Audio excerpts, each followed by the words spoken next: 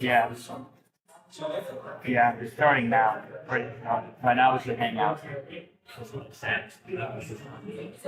Yeah.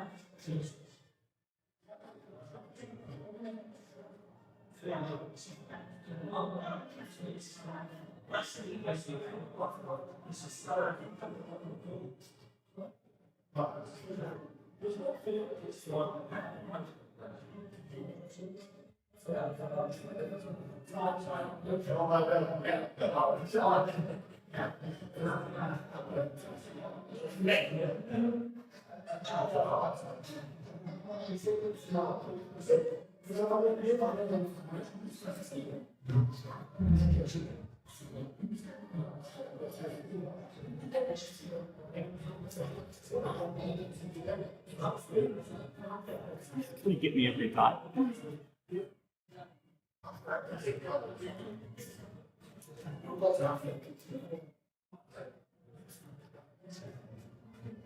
I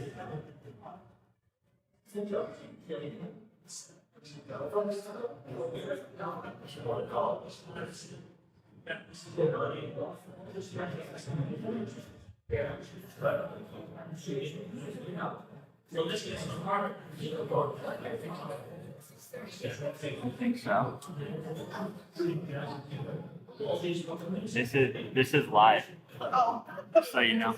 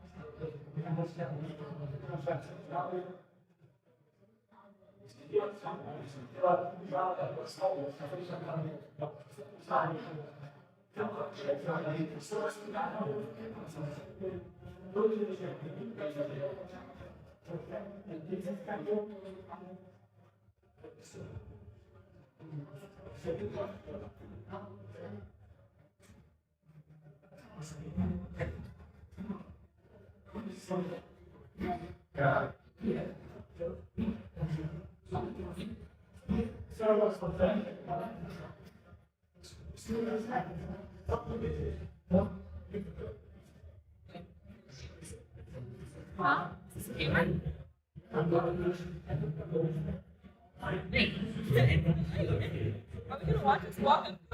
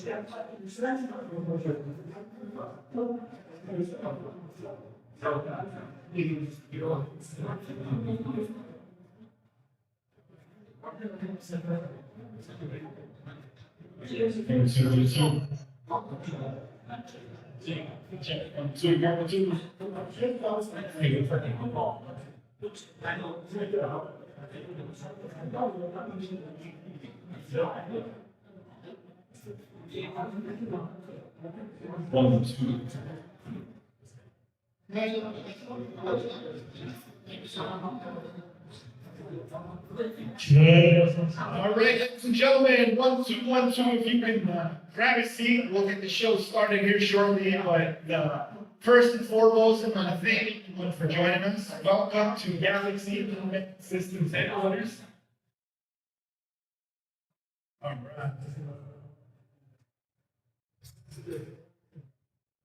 Yes,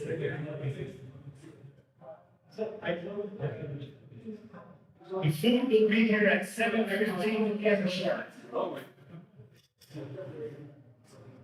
That's why we're talking to you first.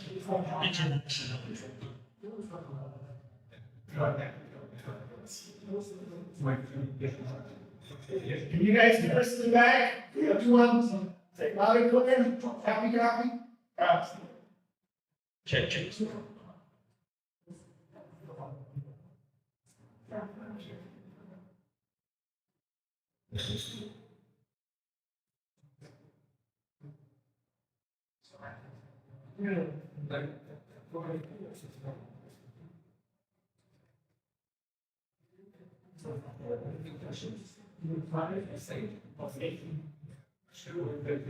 Ready? All right, thanks again, guys, for joining us. My name is Eddie Mendogo. I'm with AUVSI Lone Star. Show of hands, who knows what AUVSI is? Anybody? All right, a few guys don't know, so we'll just go over. Basically, AUVSI is the Association for Uncrewed Vehicle Systems International. No, that's a lot to say. But essentially, we are the largest nonprofit organization dedicated to the advancement of these technologies, uncrewed and autonomous technologies. We don't only work with aviation, we also deal with ground. We have a lot of great companies here in the state of Texas. Kodiak Robotics does delivery with your 18-wheelers. We also have maritime out in the Gulf. We have a company by, I believe their name was Nautilus. But we have a lot of great innovation happening in the state of Texas. And we want to welcome everyone to this event. Now, this event is a little different. It's not a conference. It's not a summit. The whole purpose of this event is to network and engage our community. We have folks from all different walks of life. We have academia. We have public safety. We have service providers. We have manufacturers. We have DoD folks here. So our main focus here is to get everyone in the same room to have these conversations on a lot of the issues that we're dealing with, right? We're having issues with integrating, we're having a lot of regulatory hurdles that we have to overcome. So we're gonna talk a little bit about that. But first, before we begin, I want to just go over a few of the main factors, because we are uniquely positioned in the state of Texas. Here's a little graph that I brought up. We have, first of all, we're home to 6 of the top 50 busiest airports in the nation. When it comes to aviation, everything is tied to Texas. We have more airports than any other state, 2 international airline headquarters, and since we have the most airports in the nation, we might as well have the most airports in the world, because America leads when it comes to airports. So 380 airports, 26 commercial airports make up the second largest state airport system in the United States. Here's just a small synopsis of a lot of the different key players on here. And this is not recent. There's been a bunch of names that we need to add to this. But I mean, you look at Boeing, Bell, Textron, Galaxy Unmanned, Southwest, American Airlines, Raytheon. This just goes on and on. And the reason I want to present these slides is we need to understand the importance that North Texas specifically is uniquely positioned to lead the golden age of aviation. We have a lot of different technology, a lot of different innovators that are actually in this room today. So the big issue that we've noticed as a nonprofit is we're all stuck in our silos. We need to start communicating with one another. Whether you're a recreational pilot that's flying FPV for fun on the weekends, or whether you're working for NASA and you're innovating and creating the latest and greatest when it comes to uncrewed systems.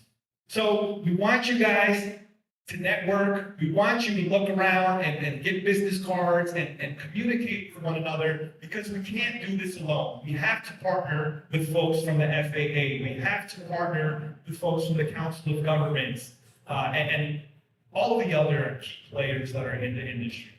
So with that said, I don't want to keep it too long here, but we're going to go ahead and queue up our next presenters. Jason, if you want to help me load those slides. We have several of our partners in the community that want to say a few words and just go over a lot of the innovations that are happening in the region.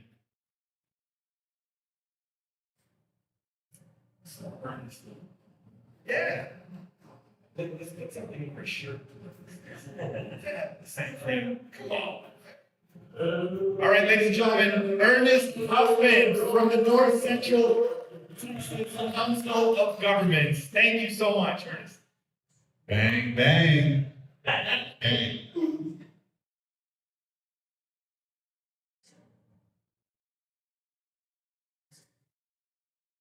Good evening, everyone. I'm Ernest Huffman. I'm with North Central Texas Council of Governments. We are the Dallas-Fort Worth area's metropolitan planning organization. Primarily do all surface transportation planning for the region. But I manage our aviation planning and education program area, where we do all the aviation system planning for the region. But I want to get into really quickly just some uncrewed related initiatives in North Texas that you all should be aware about, just to get this evening started.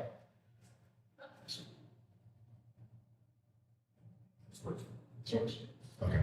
So one of the things we just instituted this past summer via NCT calls is the North Texas Airspace Awareness. I want to get into really quickly program, and it's an effort to integrate all DSS providers' data and getting most regional cities familiar with airspace management. So think of those companies like Airspace Link, Aloft AI, and plus we're working with ATA.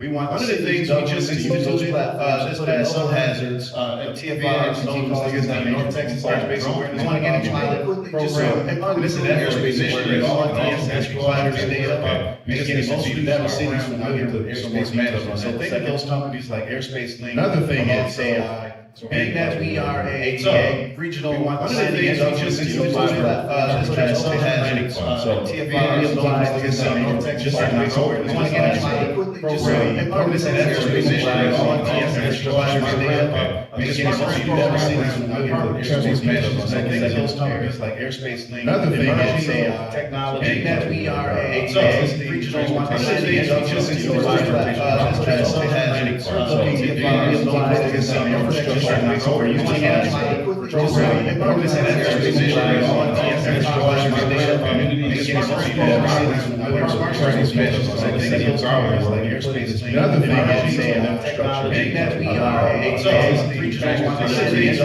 past summer hazards TFRs known as the North Texas Airspace Awareness. Program, and it's an effort to integrate all DSS providers' data and getting most regional cities familiar with airspace management. So think of those companies like Airspace Link. Another thing is AI technology. Being that we are a regional, one of the things we just instituted this past summer hazards TFRs known as the North Texas Airspace Awareness.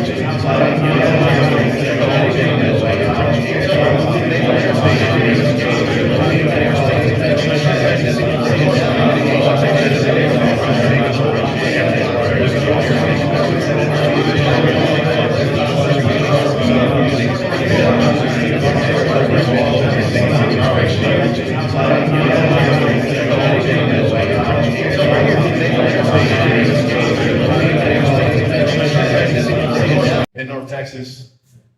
And DFW Airport, that's one of the national airports, one of the commercial airports that are really heavily invested in advanced air mobility. They got a large team dedicated to it. So when you think of advanced air mobility operating in America, I imagine DFW Airport will be one of the first to have operations. We got the Hillwood vertiport option, Skyport, the Sky helicopters, and the heliport DeSoto. Both of these heliports in DeSoto and Garland, they want to build vertiports at those locations. The city of Dallas has a vertiport. L3 Harris, CAE, right now, right across the street from our offices in Arlington, they're doing all the virtual related training for advanced air mobility. We already know about Bell, but really important, and I know why a lot of us are here, is the work going on in and around the Alliance, Texas area, and in around the UNT Denton campus. So from Alliance, Texas to UNT Denton, I'm sure folks will talk about that a bit later. They're developing a freight corridor for deployment.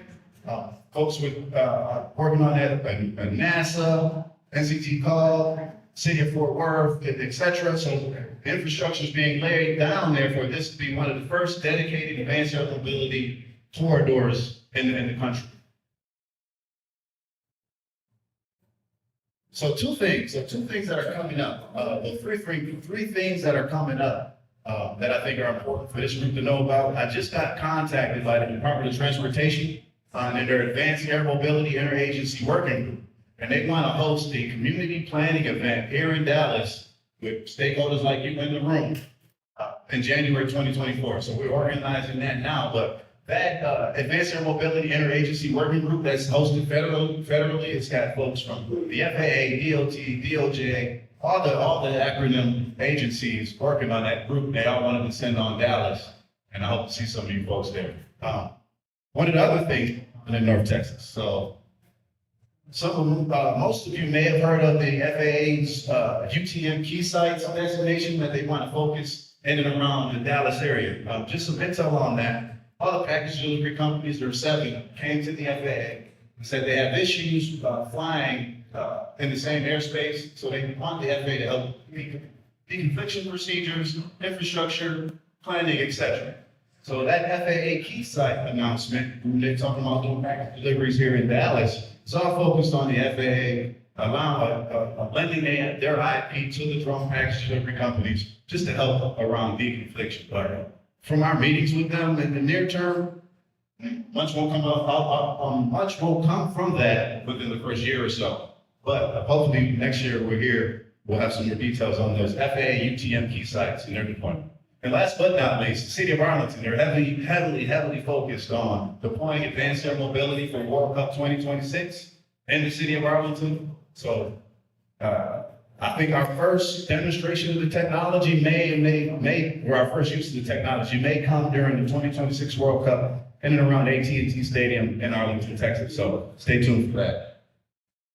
But that's all I have. Take a picture of my information if you want to contact me and learn more about what I just discussed, but that's all I got. Thank you so much, Ernie. Anyone have any questions for Mr. Huffman before we move to the stage? Any questions from our audience? All right. It's really important that you connect with Ernest. He is really well connected within the community, and I would strongly implore for you to connect with Ernest. But thank you so much for all that you do, Ernest. Appreciate your help. Okay, ladies and gentlemen, next from the academia sector, we have our good friend from UNT, and I see a lot of mean green support. Shout out to all our UNT folks that are in the house tonight. We have Kamesh on the stage. Thank you for joining us. Good evening everyone.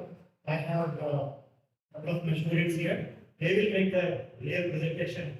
I just want to give an introduction. Sometime around November 1st week in 2018, there was this meeting on urban air mobility grand challenge. What was the name that NASA has given? And it was in Seattle. And that was the first time I attended the meeting and explained know about what is advanced air mobility. I think it was called urban air mobility to begin with, but then it changed to advanced air mobility later.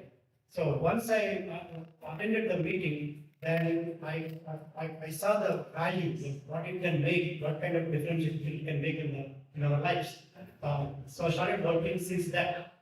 And then I met visionaries like Al Capps from NASA, Ernest Huffman from NCT Corp.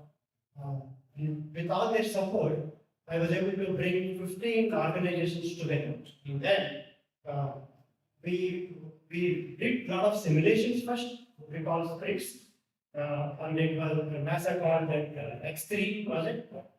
So based on several simulations from simple scenarios to complex scenarios of advanced air mobility. For example, so just take one flight from point A to point B, and then in the next scenario is what happens if you have a bad weather? How do you reroute?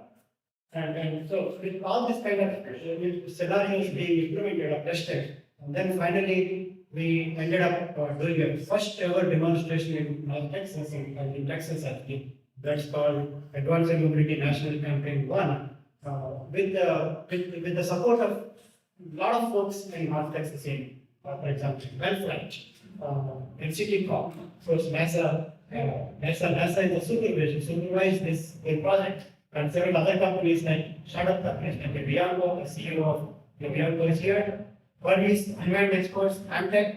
So with all their support, we were able to do a first ever demonstration on October 11th, 2022. Grand success. And then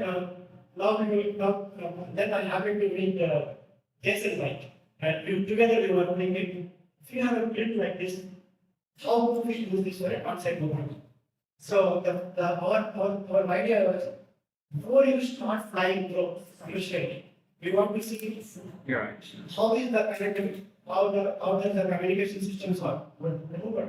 You need very reliable, 100% reliable communications. You want to fly routes in a regular basis. So this kind of issue can help us to scout the cotton. So our students will explain what do we mean by scouting. Hello, everyone. My name is Sydney Horton. I am a senior at UNT. I'll be graduating this semester. Just a small introduction for me. My name is Zachary Horton. I'm also a senior semester. Hines and capital semester. So as Dr. Mamaduri mentioned, our project is based on RF scanning in air corridor, as Mr. Ernest pointed out in his presentation. So.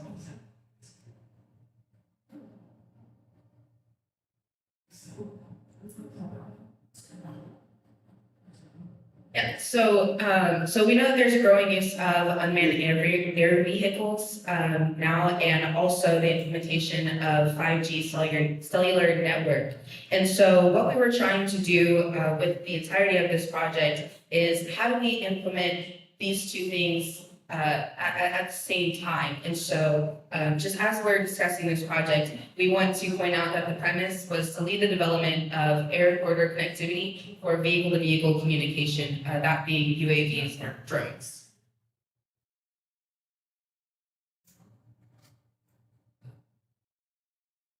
So the goals and objectives of our project were to extract real data collected from an RF scanner that we implemented onto a car at first, and clearly visualized through a visualization environment called CCMJS, and see the specific times and locations at which the cellular signal experienced weak coverage or lacking coverage. And so some of the objectives that we came across were to, number one, gather that data from the RF scanner, and then number two, extract and format the significant data that we deem to be important. And then the last thing was to implement that data within the visualization environment as CCMJS. So like I just mentioned, the first objective was to take the RF scanner. So the process that we took to use the RF scanner was, again, to mount it onto a car. And Zach and I were both a part of the process of being in the car and actually seeing in real time that data be collected. And then these parameters of significance that we determined to be important. So RSSI, RSRQ, RSRP, and CINR, essentially all of those are determining the power in a received signal, the quality of a received signal. RSRP, a similar measurement to RSSI, so again, measuring power. And then CINR, that's very important because we're trying to figure out essentially how much interference we'll be seeing as the blimp is flying.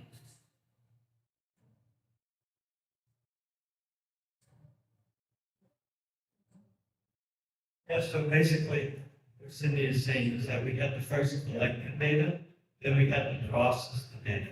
Once the processing of the data was done, we began to visualize the data, firstly for the different signal qualities that signify our connectivity. Next, we were going to apply this idea to different service providers. So as you can see, in the link on the far left, there's there are 4 different bubbles, different colors, which are the different strengths, essentially. The different colors represent the coverage, the strength of the signal that is received. As of right now, in this picture, the blank is only using a single provider's signal properties, which will soon be implemented with different service providers, AUVSI, etc.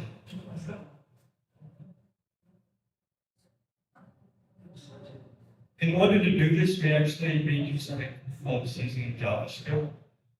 We took the link that makes the preview, and we also created some bubbles which we essentially floated above the link in order to show signal properties. Those properties like RSSI, RSIQ, RSIP, CISY. As of right now, they are only changing color based on those properties in real time dynamically. But essentially sooner rather than later, they will be changing the size as well. If you see here, this graph is actually a graph of all those properties for a single provider that I just named. And in this graph, you can actually see the bottom is time, far left is dB or dBm, signal strength values. And using this graph, we are able to see the different varying signal strengths as we travel and as we collect the signal strengths. So ultimately, the goal of this graph is to visualize that data, including discontinuities and peaks and drops in signal strength value.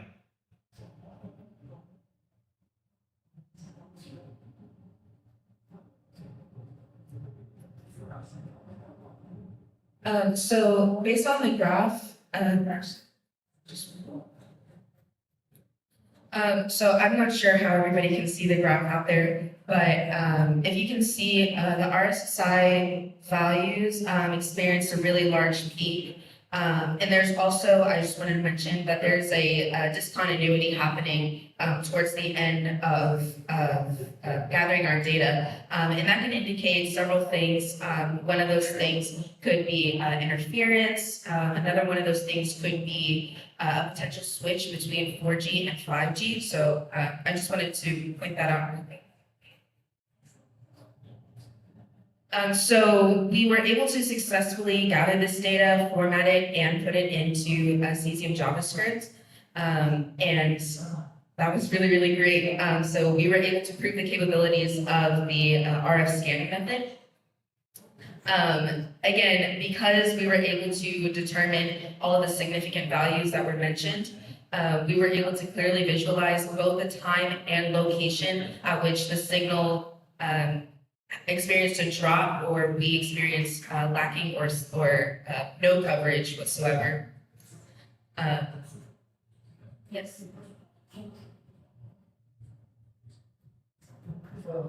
So think about this, in the real world, when we start, and we are about to start, let's say, real world flight tests, flight deliveries. Yeah, flight deliveries. So think about this, flying this airship in the corridor to make sure that we are getting communication, connectivity throughout the corridor as clearly as possible, as reliably as we need. So that's what this project is going to achieve. The RF scanner is a small device that can be lifted on the thing. For now, we are doing a lot of tests in terms of attaching to a vehicle to the road. And as soon as we have the airship ready, we will fly this. And then in the long run, we would like to test as many times as possible. Just almost like checking the rail tracks. The same way, we can test the air corridors for proper connectivity as often as needed. Also, these are some of the future implementations we're aiming towards right now.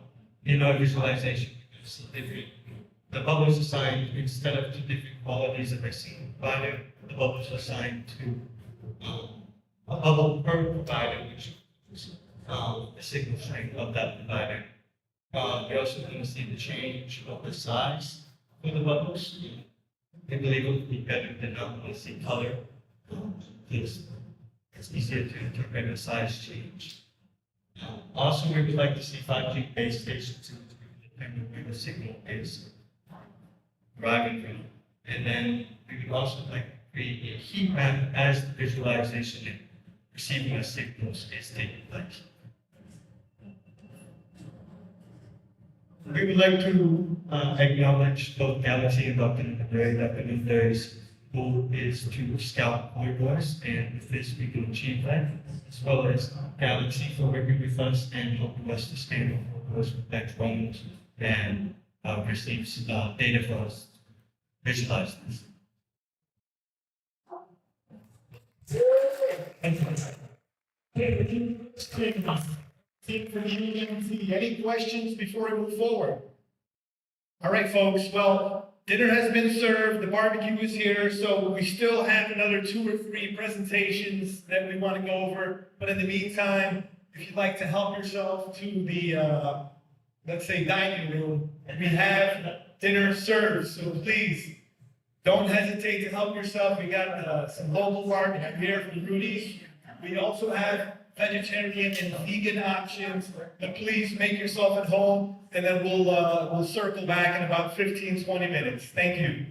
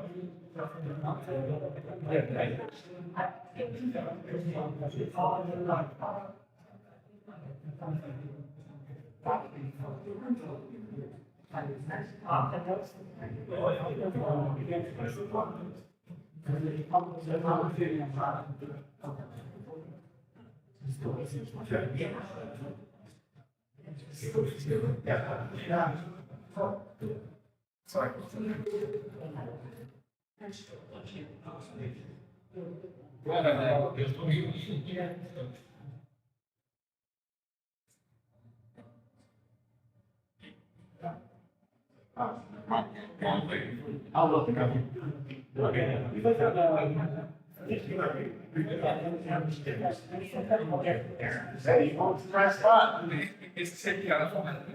Yeah, man. Where was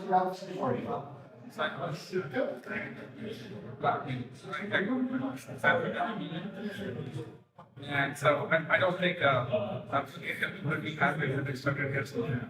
The Texas. Still probably expecting better.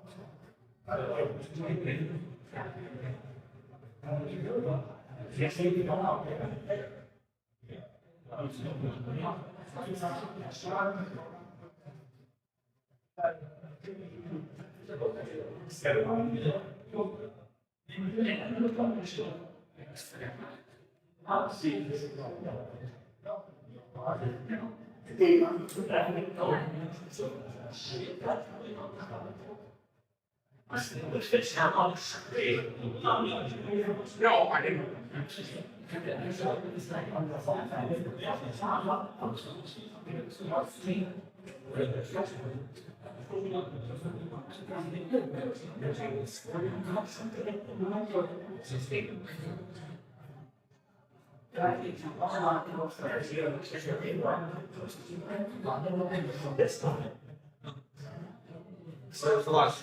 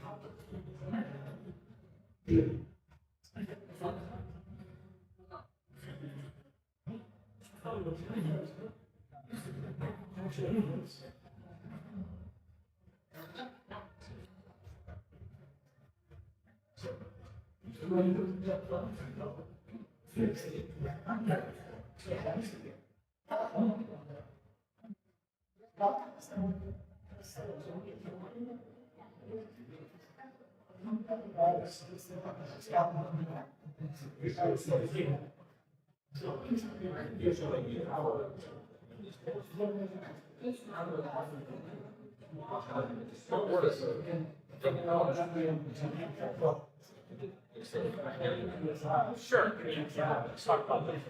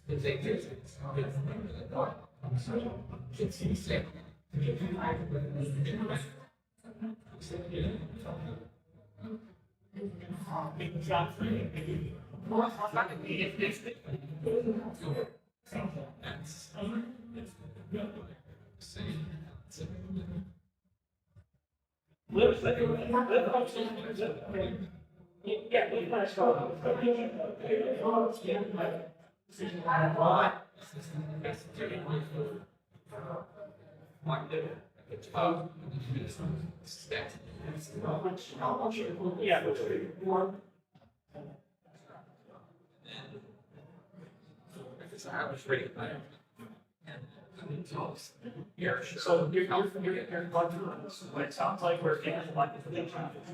That's what I'm going to play.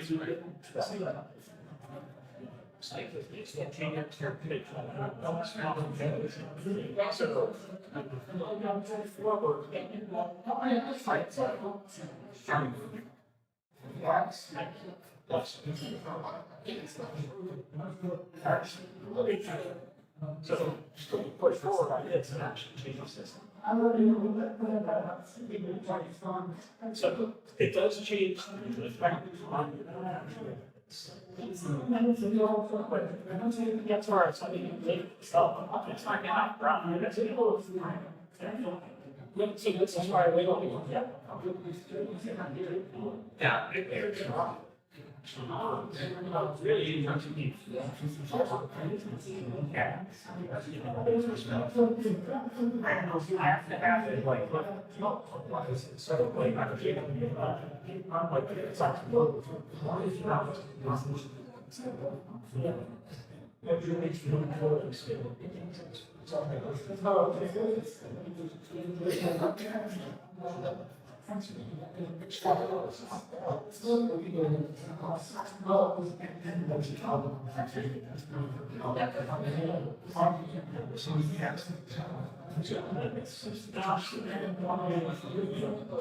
There's a, you probably see it on TV. There's a.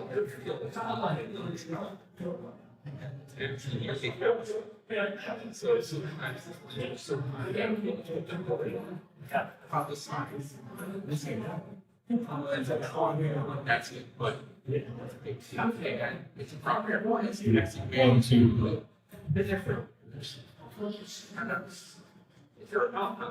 Yes, sir. Okay, ladies and gentlemen, let's bring it in. Everyone, if you want to take a seat, we'll get the show started here shortly.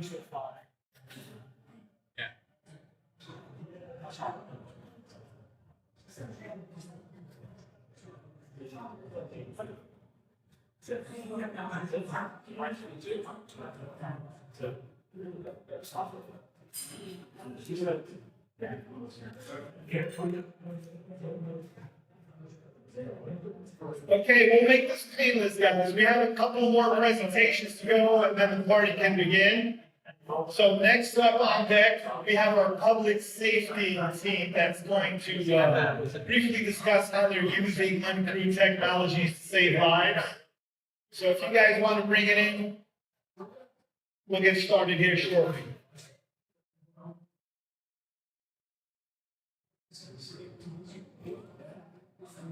Robinson.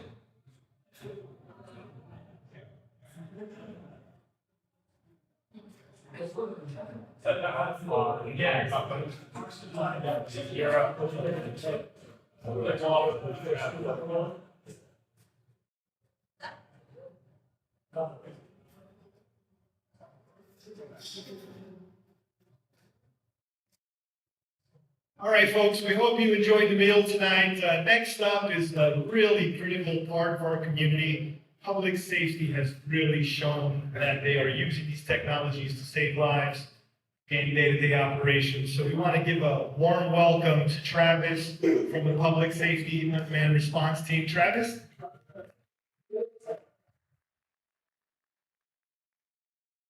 All right, I get the show after you all eat. So I know how that goes. Been there, I've been in your spots before.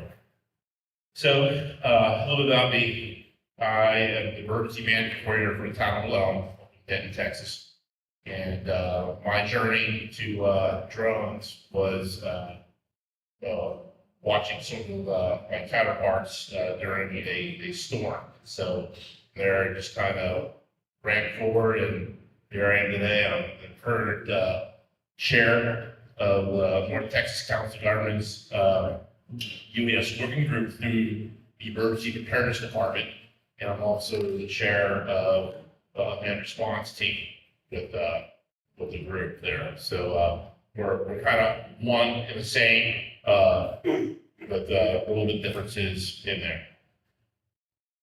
So our mission really for work group and for PCERT is really to bring, utilize and UAS resources during times of critical need, disasters, emergencies, things of that nature, to help support our local governments during and immediately after a disaster. That's really our critical area, is to be right when it happens and right after, to help out with either damage assessment, response, or supporting those types of missions and those that order. So a little background on how it all started. So back in 2015, we had a bad storm that 20-some days of rain. And so, as you can see up here on the imagery, the Johnson Fire Department, the Johnson County and Mansfield, they volunteered their own Inspire off-the-shelf drone to deliver a line to a resident who had their road washed away. So it was really showcased through our local media, and it really demonstrated, for our area. And I can't speak for around the country and some of our locals, but this is really the catalyst that really springboarded the use of drones for public safety. That really, I think it's been used in the past, but not to this capacity, because the way that some of them were complex, hard to fly. But with the innovations that you see here with the Inspire One, we were able to utilize with some modifications on there to make those deliveries. And again, that started out, they started to spread to the families, the Mavics, and so on. So always like to credit this picture of this incident. Right over here is Garrett Royal. He's actually the pilot of that drone when he was flying that over there. And then Chief Wayne Baker, who's out here tonight, works with DJI. He was out there helping with that incident. But really, that was the first step of really for our regional group to come together and to provide public safety drones, because there was a gap. And again, it was really not really heard of. There was FA was still doing Part 33, I think it was, back then, and 15, 16 time frame. There was really nothing. It was all basically just freelancing it. There was no procedures, no tactical procedures. Really nothing. We were really developing these tactics and techniques off the ground as we were out there testing and flying after this. So it's always like to talk about the inception of utilizing the first really off-the-shelf drone to make this happen for our region. So as you see here in 2016, we formally organized under the top, which we're just working with on the preparedness side. So we took a small group of us from around Metroplex, and we were able to buy, utilizing our funds, additional drone support. So back in those days, we were just a small group of handshakes. Hey, you help me, I'll help you. And then we started to talk to other police departments, other fire departments in the region. And we think it's a great concept of utilizing drones for fires, for SWAT standoff, for missing persons. Anything you think of for indoor flying, for clearing buildings. Anything you think of that would help protect the officer, and protect firefighters, and protect our public safety folk. That's what we were utilizing for. So as we were developing, we said, hey, what about thermal? Let's put thermal on this. Well, great, now we can see fires. You see the hot spots? Okay, well, you put the fire on the hot spots, and all start to go away. So that was helping improve tactics on the ground with fire, missing persons. We utilize the drones for the missing persons, in the middle of the forest, find a hot spot, and then we were able to walk in our public safety searchers to exact locations. There's countless times since we've been doing this across the country, across the world, where they've utilized the drones to find missing persons and things. So again, you see down there, we continue to move along. We develop best practices because there's no best practices for drones. People would come to us and say, hey, how do you do this? And so a bunch of us got together and said, well, let's build some best practices. So we started out with basic best practices for the agencies to build off of and to develop their own drone program. Again, just different types of stuff we were utilizing drones for COVID response, different types of statewide emergencies we deployed locally, and for Harvey, we've also deployed for tornadoes and major events here in the Dallas-Fort Worth area.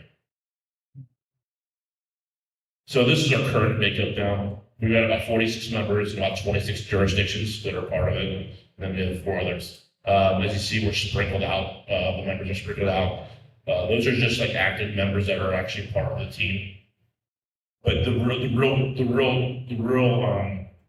part that's really impressive was we started from really nothing, and now I think 90% of the jurisdictions in the DFW area, they have some sort of drone response for their public safety. Really what we do now is we just really help bring it together and share best practices and help each other out when we can. I've actually worked myself out on a job. We do, instead of responding, we do a lot of training and collaborating at the state side. So just as I alluded to here, some of our current missions right now is supporting training and other public safety missions as needed. Sometimes they do get in the pitch where, they're dealing with large fires or large things and they need resources and pilots. Doesn't tend to where, again, one of our biggest issues utilizing public safety and drones is batteries across the spectrum of public safety use, because we tend to run out of batteries depending on how long the mission is. So we call on our brothers or sisters across the metroplex, hey, we need some help. So we're either bringing in pilots for relief or we're sharing batteries to help accomplish the mission. We partner with the state. We're a bunch of committees with the state to help them develop and utilize drones across the state in response to disasters and pre-disaster planning. They're also involved in U.S. laws and legislation, try to keep abreast of what's going on so we can help mitigate any type of surprises that come to the public safety side, especially with the current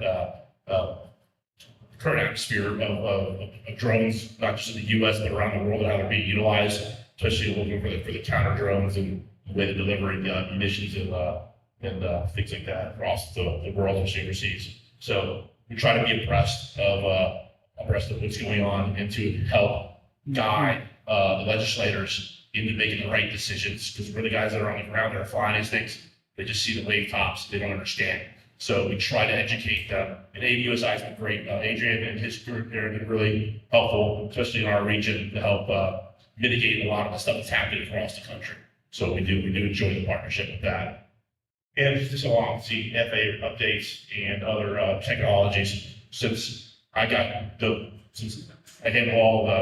I know where all the jurisdictions are, a lot of the industries come talk to me about, hey, we want to showcase this, showcase that. So what I end up doing is I host showcasing drones and other technologies on the drone side. So we do a lot of that stuff too to help see if that's something that a jurisdiction can use or need. So again, it's just a different drone or a different part that helps the drone fly or something that helps the safety. And we'll host some sort of technology summit.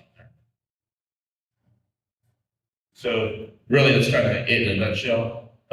Let's kind of keep it short and sweet, but that's what we do for on the public safety side. I would just ask that, through the group here, when you see the public safety drones, get the word out, they're out there, and they'll abide by the rules, regulations of FAA and all that good stuff like that. Be a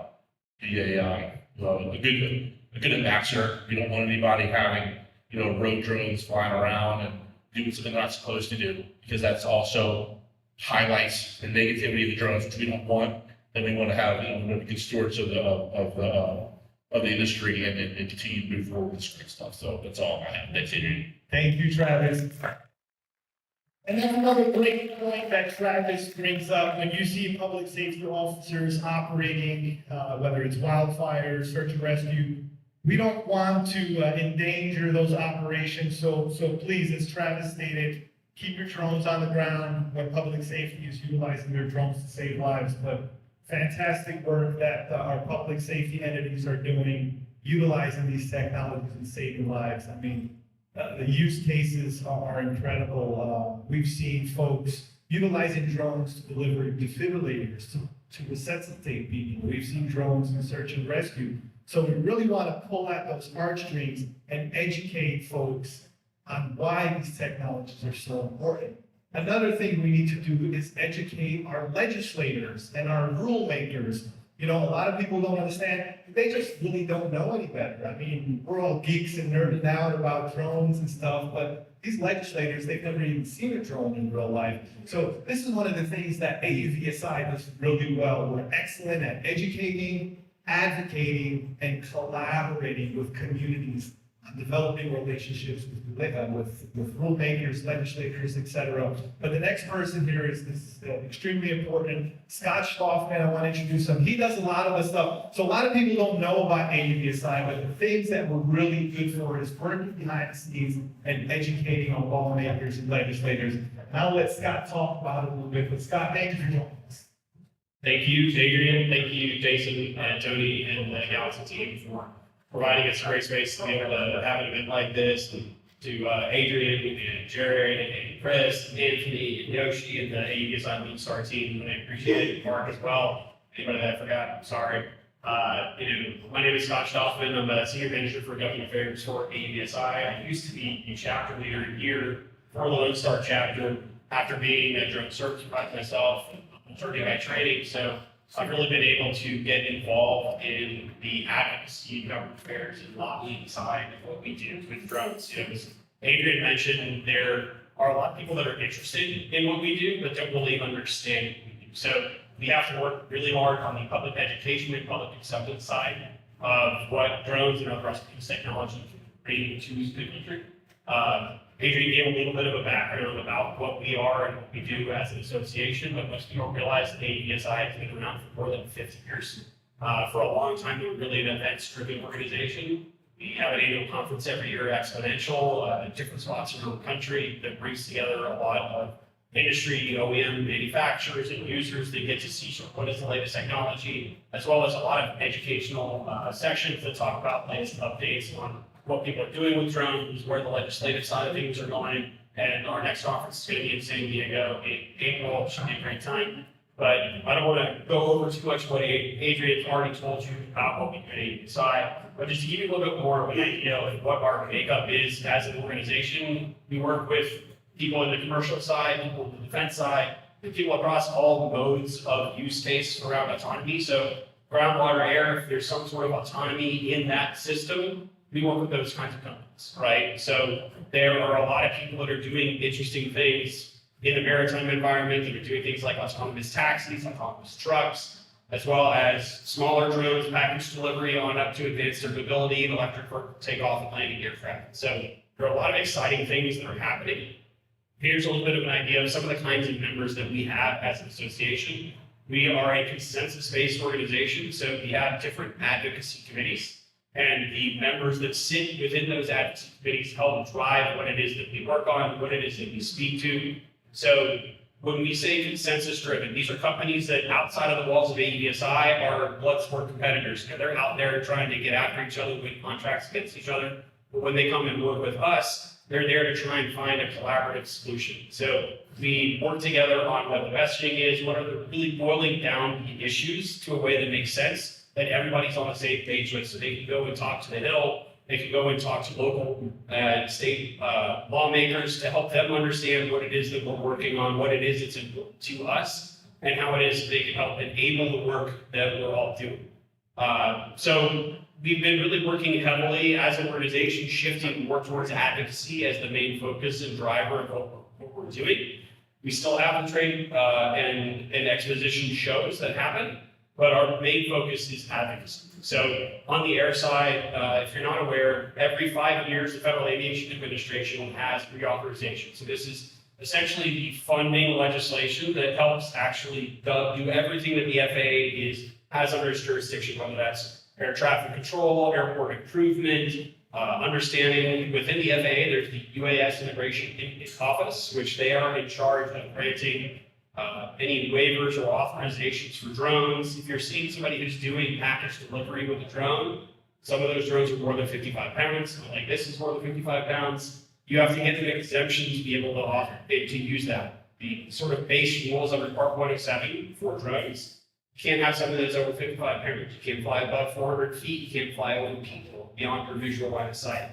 So exemptions go through the Federal Aviation Administration. They need funding to be able to staff people in that office to understand what it is that they're doing. And then we also work with people across all silos and sectors within the FAA itself. So there's air traffic control, there's aviation safety, there's all sorts of sides of this where the original rules, the federal aviation regulations were written for traditional aircraft. So they're talking about things that there's a pilot on board, they use gas fuel, they're able to fly a lot farther than we can in a drone. So when you get an exemption, you have to do things like, well, we don't have doors, we don't have seatbelts, we can't carry a manual on board the drone, we can't fly farther than 30 minutes. So you have to get exemptions to each of those specific rules. So part of what we do is help work with our members, help work with the FAA to find good paths for people to get to those enabling operations. And we are working across things like the new FAA bill to make sure that those powers that we have to be able to do those exemptions work more quickly so that we can scale those operations so we're not just at 1 or 2 sites around the country. So we can do things like drone delivery at a lot larger scale, at a lot faster pace, in a way that's been proven safe, because so many of these operations are happening and have been happening for the last years. We also work very heavily with AAM companies. A lot of these companies are very heavily backed in finance. This is advanced air mobility. So think about electric vertical takeoff. That's a distributed electric propulsion, like it's a helicopter, but it's electronic motors and batteries, and there are a bunch of them. So you take away a lot of the single points of failure that you have in a helicopter, and these are new and novel technologies. So the FAA has to understand, how do we figure out that that new technology is safe? How do we get the public to understand that that's safe? And what do we need to invest in from a physical infrastructure standpoint, whether that's charging or making helipads more robust to be able to handle the weight differences, as well as also the digital infrastructure. So how do we integrate these aircraft into the already very safe airspace that we have in the United States? Our commercial air traffic is the safest in the world. We've had no major crashes within a very long amount of time, and we want to keep it that way. We don't want drones or AAM to contribute negatively to that. So what we've done is work very heavily on the latest FAA bill. And then a lot of what I do is state and local advocacy. We have educational campaigns that are focused on working with local lawmakers so that they can understand what it is that we're trying to do. And we work very heavily with our local chapters, because these are people that live in these jurisdictions. They run a business, they pay taxes, they understand how legislation and regulations would impact what it is that they do, whether in a positive way or a negative way. So it's really important for us to be able to tell that story.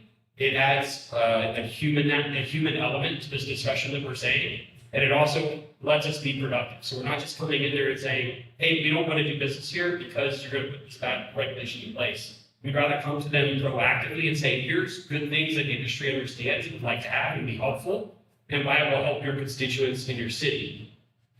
The other side that we do is very heavily on defense, and that's looking at things like appropriations and understanding the annual funding bills that happen through the National Defense Authorization Bill, and trying to work on things like acquisition reform. So cutting through some of that red tape that the DoD is very notorious for having. So a lot of the times we're seeing now that commercial innovation is much faster than the defense side. So how can we work that quickly, but still safely, so that our warfighters are able to have the latest and greatest pieces of technology that can keep them safe, as other countries and our enemies are also using those technologies. Here's one of the specific campaigns that we have. This is called Drone Prepared. This is our 50-state educational campaign on drones. So when it comes to aircraft, there is essentially a dividing line where federal power starts and state and local power ends. If there's something that's in the air, it's the domain of the FAA. If it's on the ground, there's crossover between FAA and state and local governments, depending on where you are. If you're on airport property or you're on the heliport, there's certain standards that are in place. There's certain things about funding that have to go through FAA. But when it comes to protecting the interests of the people, think about privacy, think about noise, think about safety on the ground. That power lies with state and local governments. So what we try and do is help educate on that, as well as point to the idea that if someone is already keeping with a drone, it's illegal already. You know, if somebody's using a camera, if somebody's using binoculars, if it's illegal without the drone, it's still illegal with it. So trying not to keep unnecessary laws going on the books all over the country. We use a campaign like this to help with that. And we've had a lot of good success working with people like Adrian in the chapter. We got a law passed in Mississippi, as well as up in the Northeast and Rhode Island. And we'll be working on that more come state session in January here. And we're really happy to have the opportunity to work with our chapters to explain some of the educational campaigns that we do, give them updates on sort of how the political process works, how to go in and have a good constituent meeting, to have an ask, how to speak when you're talking to someone, how to make sure you're following up, and just making sure that that time is effective. So that's part of what we do on our advocacy team. We wouldn't be able to do it without our chapter leaders who are volunteers. We really are happy to have them. And, you know, I mentioned advanced air mobility. We also have a new campaign that will be coming next year, AAM Prepared, that will build off of what we've done with Drone Prepared. So we've really found that these are a great way to open the door to lawmakers to really tell the story of what it is that our industry is doing, how it will help them, what they don't need to be worried about, what they do need to be worried about, and really what's the best way for them to be ready for not just the economic incentive and the benefit that is going to come to constituents, but also the benefits of things like access to really critical medical items, the access to changing transportation. I was just up in Frisco earlier this week. We got to see a drone deliver a bottle of water for this. This company called Wing, they're one of our members. Ernest also mentioned drone up. There are companies in the United States that are doing this now. They're doing it on a limited basis, but we're working on making it so that they can do that more safely and more broadly. The other side that we work on is on pilot training, as well as on certification of aircraft themselves, so that we can really make sure that what's flying out there is robust and it's safe. So I think Adrian and some others here are trusted operator certified. So essentially this is a little bit beyond the existing Part 107 rules. There's no practical operations. So when you want to go fly commercially, you don't have to be tested on physically flying a drone. You just need to understand the rules of the road for the airspace to make sure that you're being a safe user of it. What these certifications do is help you understand how can you be a better operator, having some of those policies and procedures in place, like Travis mentioned, that they weren't using early on the tactical side of drones, but using this on the commercial side. And Green UAS is, there's a program that exists within the Department of Defense called Blue UAS. Essentially, that was a way to look at drones that could meet the warfighter's need. They had the DoD users where the Army might say, all right, we need a drone for strategic reconnaissance, it needs to be less than 10 pounds, folding, have this kind of sensor.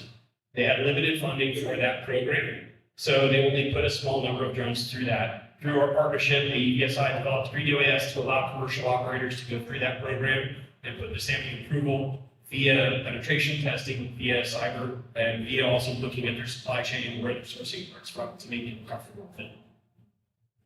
We also have a lot of events still that we do. We partner with the FAA on things. You mentioned exponential, but that's a lot about what we do at AUVSI. Here's the contact information of some of our team members. Again, thank you very much to Galaxy for giving us a place to do this. Thank you to Adrian and the AUVSI Lone Star team for putting this together, and thank you all for being. Thank you, Scott. Thanks, following this presentation, AUVSI. Come on, guys, don't be shy. Get there you go, young lady. So you talk about everybody is reauthorization, you install them. Yeah, so much like, Technology is fast, you know? well, so from a technology perspective, there's still a lot of grant opportunities and funding things that happen, but it's 5 years just from a budgetary perspective. So part of that planning is they think about what would technology initiatives need. They have technology specific areas within the FAA, so they have to kind of project out what sort of funding do we need across that time period, knowing that a new bill will come every 5 years. Right now, it's not moving because of what's going on in DC, and we're on a continuing resolution. So one of the things that we do have is a lot of good power still in place to be able to do exemptions and keep operating without having that full version passed yet. Great question. Sir? As an educator, first of all, course, the concept has been very successful, and I feel that in terms of preparing for the future, in terms of preparing future workforce, preparing your students, what's this? Great. You, what are we doing? Thank you. So the FAA has, how are we preparing for workforce for students, right? The FAA has the Collegiate Training Initiative. They work with both four-year universities and two-year universities. One of our chapter leaders out in California, Jay Seidel, the Fullerton College, he actually has one of the first federally recognized, it's a program, it's an apprenticeship program for drones, right? And so you have things like that. You have a number of the autonomy companies that are working with technical colleges to have, A&P, so maintenance and assistance side of this. So how can we transition new users who are looking to get involved in aviation, but also how can we take existing workers that are in traditional aviation to get them focused on this?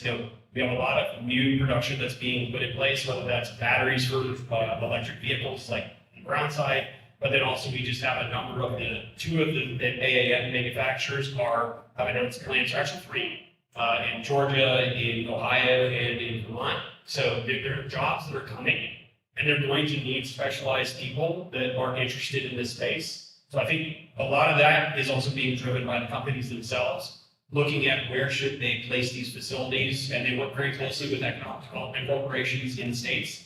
So that's really helpful. We have a lot of those EDCs that come to the conferences because they're trying to have companies understand what are the opportunities that are unique to their specific states. And that's a lot of the people we talk to when we go out and work on our advocacy.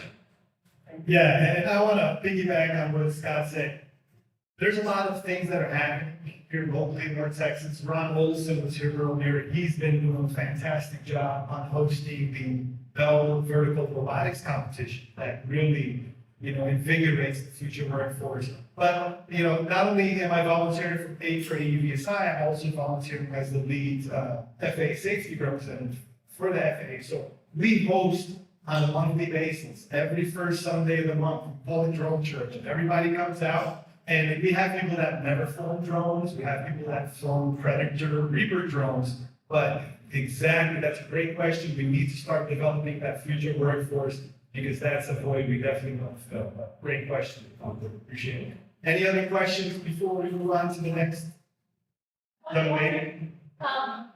Just wondering, like, this past the session in Texas, was there funding, where was Texas, or was the process? So the state of Texas actually held a study committee on advanced air mobility that I was a part of.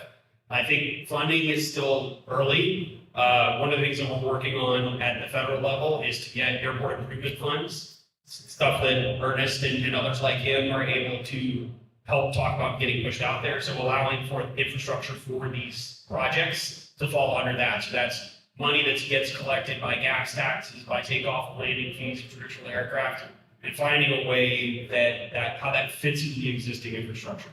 A lot of what we're also working on is there are educational grants available for programs on the side that are trying to help develop these. Tony and his company and others like his work closely with the DoD through SBIR and FTTR funding.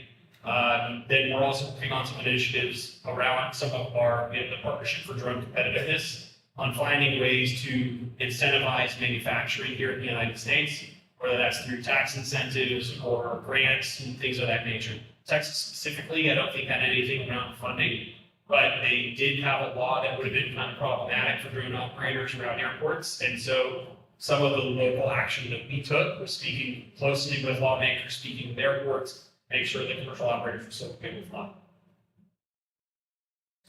So my question is that most of what I've been hearing feels like it leans towards commercial side of things. I'm wondering if you have any specific efforts for the recreation side. So AUVSI does not. We are a trade association for the corporate side of things. I think a lot of us fly for fun or for commercial side. I know you probably are aware of the FPV Freedom Coalition and others. I work closely with Dave on the Standards Development Organization side, as well as some of awareness. We like to have those partners on the recreation side. It's just not an interest in them. Thank you. Any other questions? Or, Please. what about Noah? Are you still going to call this song? Yeah, absolutely. I've talked to that team before. I know that they're working on bringing in a number of companies in the space. I believe it's Mana Aero from Ireland. Their drone delivery company getting come up there. Partnership with Coca-Cola. It's really important what Adrian mentioned. The number of airports that we have in the state of Texas. Some of those sort of underutilized airports that may not have the full GA, general aviation traffic that they need to really meet all those needs. They're really being used for innovative purposes on finding ways that drones can be a part of that, finding ways that AAM can be a part of that to really build out some of those innovative startup technologies on those platforms because they have a lot of land, they have a lot of airspace access, and there's a lot of infrastructure already in place to make sure that drones can integrate safely with other aircraft. Great point. Thank you, Scott. The other thing is that AUVSI is a membership organization, so if you have questions about joining or in the industry, you don't know about the chapter, you didn't know that we existed, please talk to Adrian and other members. Check out our website, AUVSI. Excellent. Thanks, guys. All right, let's get a round of applause for staff here. Thank you. So, this is the one you all been waiting for. We got Jason from Galaxy Unmanned System. And you need to put this company on your radar. The stuff they're doing is next level. It's just phenomenal, the amount of work they're putting in. So, nice, warm welcome for Jason White. Well, let everyone come out and see our shop. We've been here for about 6 months now. We've actually been in the space since the early 2000s. We have our wall of RC history over there that is essentially kind of built off of our father. He was a big pioneer in RC aircraft. So we take a lot of inspiration from him to really launch this company. I always like to start with a video that shows kind of where we've been so we can talk about where we're going. So this was circa 2008. This was on a 60-foot Coming from the old racetrack, is that lift there, that is a Galaxy unmanned lift. With a guy sitting in a chair, and he's one flying the gun because this ball can be control 60 feet long, 14 feet diameter, and no airport needed. Stay in the air for 6 hours. There he is up over the track. We got to get one of them. So I always like to show that, because that shows the art of blasting with unmanned systems. So that's what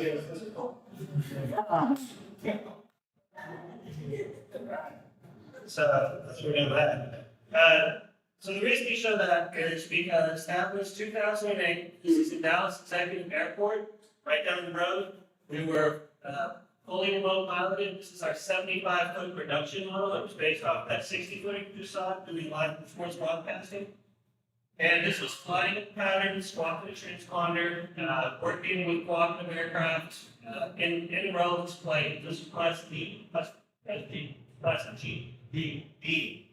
So, anyway, so this is what happened after this is the FAA put out a blanket ban on all commercial drones via changing the rule that they had us operating under. I don't want to go into it, it was kind of a sad story, but essentially that turned us into experts in all things DoD in order to keep doing the things that we wanted to do.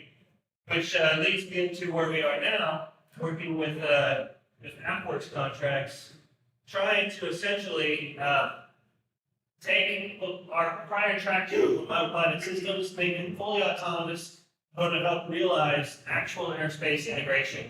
So literally I need to build Skynet from Terminator 2, and I do mean that Skynet, just so that I can go out and do sports broadcasting. It's my joke, but we'll actually look at the UAM products for a realized, fully autonomous airspace integration system. We're talking about an aircraft that can go out, self-identify, look for non-cooperative traffic, and that's a lot better, okay? And not actually run into other aircraft that exist in space and actually survive. And so advanced air mobility for us involves several stakeholders. It's NASA, it's FAA, and we have found that the Air Force is a strong partner with airspace integration. I did not realize their stakeholder role in it. And when we actually went out to seek out XKIs and STTRs, we saw that they were doing agility prime, which is flying cars, doors, all those things. It's like, what does the military need these things for? We went ahead and dove in with it and got picked up on an STTR contract with UTA. That's a little science experiment you see over there. That's basically taking our open piloted system. And by the way, that 35-foot blimp sitting up there, that is one of our first commercial ones that we flew 15, 20 years ago. That thing is seeing real-time flight in the real world. It's kind of been waiting for a while. And it still holds healing today, which is why we're showing up here. And so anyway, the DoD, what they do is they actually provide interesting funding mechanisms that we can use to do real-world experimentation and make advances in AAM. So UNT, when we spoke earlier, they covered what we're doing with them on our joint proposal. And it's essentially to take our aircraft and go beyond visual line of sight on their potential air corridor, do radio frequency sniffing to find out what kind of risks and issues you might have in the airspace. And so another contract we have, the one we have with UTA, is the fully autonomous system. And so from there, we're thinking, okay, so how do I make this beyond my blimp? How do I use my blimp? My blimp is a risk mitigation platform, the safest, most efficient way to carry the heaviest stuff, such that you can really do a lot of testing. I can take somebody else's algorithm for collision avoidance. I can run two airships, and if one airship can't see the other airship, then we got problems with that avoidance system. And if it doesn't work, they bounce off of each other. Everyone laughs, says, that wasn't a big aircraft, and we had a bigger incident. So that's really kind of what we're doing and how we're playing into the defense world. And what's interesting about it is it gives us an opportunity to make real changes in the airspace by utilizing their weird contracting strategy. It's something I ended up having to spend a lot of time explaining. The tactical financial increase and the strategic financial increase. These are built off of your core phase 2 proposals. I don't know how many people here do the government contracting bit. I've turned into an expert in pure survival because, like I said, if I want to go have fun and do stuff, I got to sit at a computer and write a whole bunch of proposals. But to realize that, don't worry about reading it. This is definitely a reading deck, not a viewing deck. So we're actually looking at doing a strategic financial increase through AFWorks, working with the NFL and the FBI to actually go back out and do sports broadcasting again. I actually submitted that proposal 2 weeks ago, and it's in pipeline, waiting to receive a couple of signatures so we can actually get them reviewed. So we're hoping to take synergies like this, where we're doing, like for this, I want to say this is an advancement in air mobility. I want to say this is something that's moving the needle, but it really isn't. Because I have an FBI partner here that's allowing me to fly under a notice or whatever that is, a TFR. So I'm actually not making, I'm making a difference in terms of creating a precedent, but I'm not really changing the rulemaking stuff. But that's the other mechanism we utilize our government contracts for is the dual use capability. And our entire mission in life is to be able to take the strategic capability that we realize through our defense contracting work, where we essentially create that mesh network of airborne systems working collaboratively to go out and provide a macro layer, persistent ISR, C5 ISR swarm, launching smaller drones, going out and doing reach out and touch capabilities, all the things you would think DoD would need and want to do, right? So that's what this is. But what we care about is taking that and turning it into a dual-use capability where we take this exact same framework. Like I put my systems engineering hat on, I look at this and I say, how do I solve these problems? What are my requirements? What are my drivers? It's the exact same thing when I read the UAM autonoms. It's the exact same problems. How do you have vehicle-to-vehicle deconfliction? How do you have route optimization? How do you coordinate a whole bunch of vehicles doing a bunch of different things? How do I optimize mission scopes for systems that have nothing to do with each other? They encounter each other to find out they're tasked with the same thing. How can we work together? Same thing with airspace management.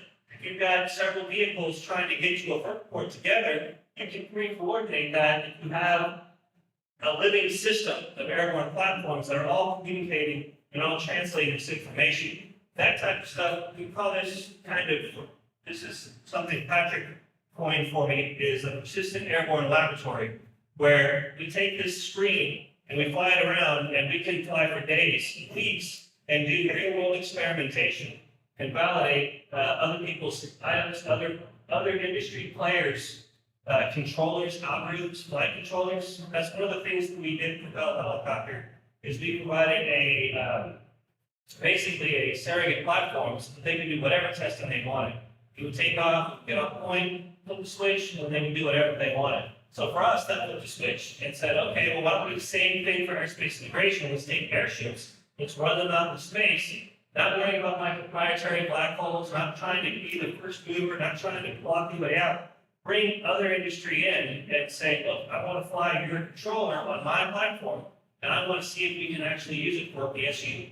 I want to see if I can do something where we can create an industry standard that informs the FAA on exactly what kind of regulation is possible, while feeding NASA data they need to say, look, that's actually a good plan. I think we're going to have some justification with that. And that's how we feel like we can move the needle on that. And I don't want to go too deep into it, but one of the things we're working on with with our DOE customer is creating some opportunities out of Choctaw where we can bring in other industry players, mix them in with DOE, with our DOE funds to do real world testing so we can actually bring those things and get those guys certified. And I'm going to blaze for the last couple of bits because I don't want to take too much time, but I do want to talk about why we're hosting this. It's because we're looking for other industry people, we're looking for state and local government, for public-private partnerships to do everything that everybody else already talked about. We're the industry player, we're the ones at risk, we're the ones that say, I'm going to go out and do this thing, what do I need to survive? Well, in a restricted regulatory environment, I need the help of government, I need the help of government in a meaningful, collaborative way, so that we can get beyond restrictions. So what Choctaw is doing, interestingly enough in Oklahoma, is in creating a advanced regional mobility corridor, trying to link the Choctaw Nation with North Texas ecosystem. And a lot of people in the room know about that and that effort. And on the same side, North Texas is doing a lot of work here, where for us, it's a perfect landing pad so that we can prepare any work that happens out there. So in closing, that's why, if you saw that first slide, I only had these 3 government stakeholders as part of the AAM working group. Well, the state of Texas is a critical player in that because that's where AAM lives. That's where airspace integration is realized. At home, in the relevant space, not in a test site that I like to call drone prisons off in the middle of nowhere, where they might do the greatest thing in the world and nobody knows about it, and you can't just live and chicken. And that's why we believe in the Innovate 28 program, where they actually want to leave behind corridors. Now, whether they know about it, remember they said it, I'm using that in all my government proposals saying this is the flag, this is a benchmark. By the year 28, we do want to realize the leave behind corridor in Choctaw or in North Texas to try to actually realize this. So thank you all for coming. I don't know if Adrian can close it out. Yeah. Let's get any questions for Jason before we move on to the final sector? Any questions? Keep Galaxy Unmanned on your radar because you're going to be seeing and hearing a lot more from them. But nice round of applause for Jason.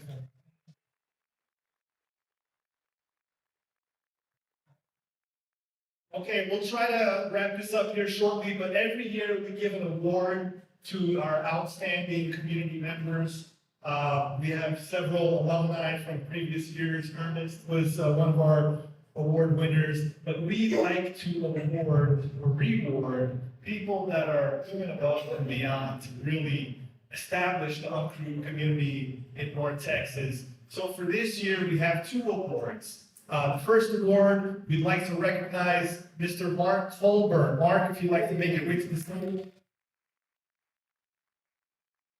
Is former Dallas Police Department helicopter pilot, but what he's done to stand up a lot of UAS systems for public safety, and he's a huge proponent.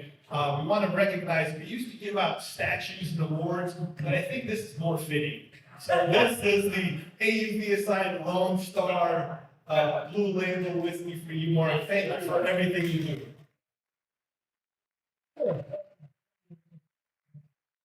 You know, I'll tell you what, I think this is a guy we need in Congress. Seriously. No, thank you very much.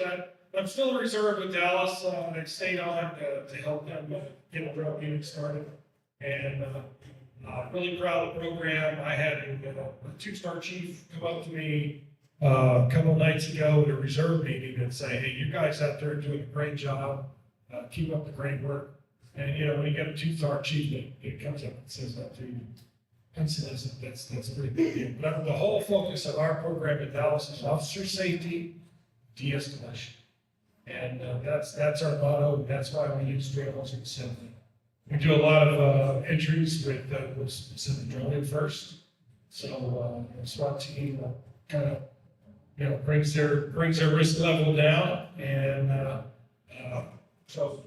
and we're finding a lot of rare and endangered animals too, from what I understand. So it's been a nice ride. But thank you, Rick. Appreciate it. Thank you. Probably need some help with this. That's not a problem at all. I can definitely help you. Okay, so we have one of our members of the year. The next award is for our innovator of the year. We have really vibrant industry in North Texas, and we definitely want to recognize that. And this next award, which is a phenomenal state dinner at Fogo de Chao, if you guys haven't been, definitely check it out, goes to our Innovator of the Year, Curtis Youngblood from UAS Global Services. Curtis?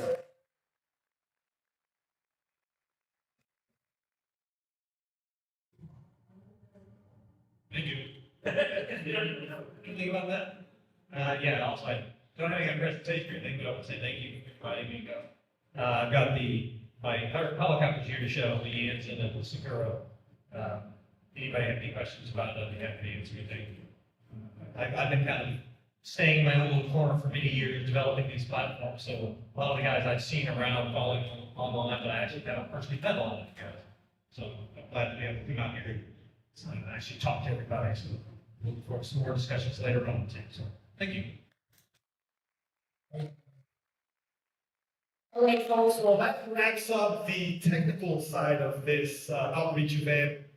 The after party will be outside. We have a live band, we have beer, we still have some more food if you want to take some home, but we can't thank you enough for being part of this community, and I strongly implore that you network, exchange business cards, but please, please, please, it's crucial that you become a part of this movement, because like I said earlier, North Texas specifically is about to approach the golden age of aviation, and we're here to support that. So please feel free to reach out to me or any of our team. I want to thank all of my team, the AUVSI Lone Star chapter, specifically Christopher Jensen, Anthony, and Jared, as well as Mark and Yoshi. So if there's any other final questions before we wrap this up, now's the time. Anybody have any questions? All right, well, let's party, ladies and gentlemen. Let's get the music going, guys. Thank you so much for joining me.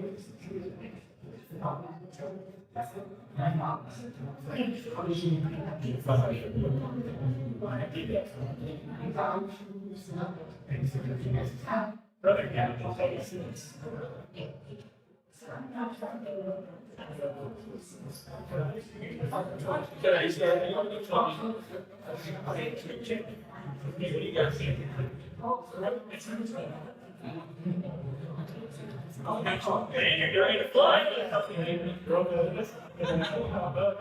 All right. Oh, there you go. Try it. Try to develop it. I thought it's really correct. If that's issues, that comes with interest on these things. In this, we're trying to develop a competition. Yeah. And also strengthening the market. So stop getting, it's not electrical, it's so I was okay before I did 5 minutes. No, it's like,